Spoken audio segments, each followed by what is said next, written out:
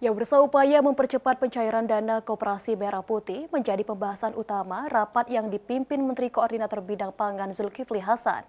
Kamis 18 September, rapat yang digelar bersama kepala daerah di Sumatera Utara itu menargetkan dana operasional segera cair pada 26 September.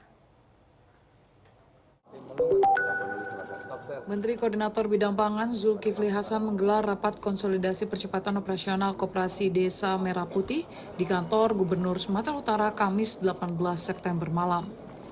Rapat tersebut melibatkan seluruh kepala daerah di Provinsi Sumatera Utara untuk membahas percepatan penyaluran dana operasional Koperasi Merah Putih sebesar 3 miliar rupiah. Zulhas menjelaskan dana operasional tersebut diharapkan sudah dapat digunakan pada Rabu 26 September 2025 melalui Himpunan Bank Milik Negara. Mudah-mudahan karena ini Pak Purbaya ini orangnya oke, gitu ya.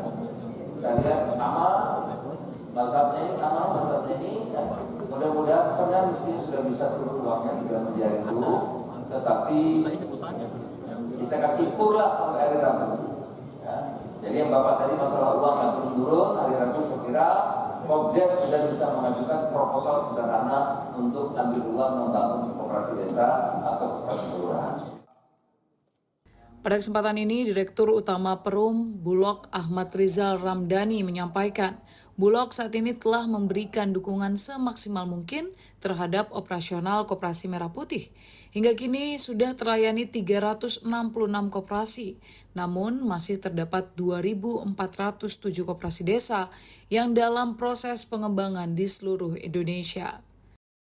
Sampai dengan hari ini, kami dari Bulog sudah memberikan dukungan semaksimal mungkin kepada jajaran koperasi di Desa Merah Putih. Totalnya adalah sampai dengan hari ini adalah 366 koperasi Desa Merah Putih yang sudah kami layani dan sudah operasional dan sedang progres adalah sekitar 2.407 koperasi Desa Merah Putih seluruh Indonesia.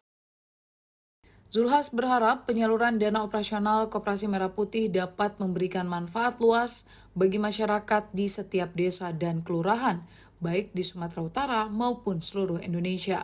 Dari Medan, Sumatera Utara, Muhammad Valery Siregar, Kantor Berita Antara, mewartakan.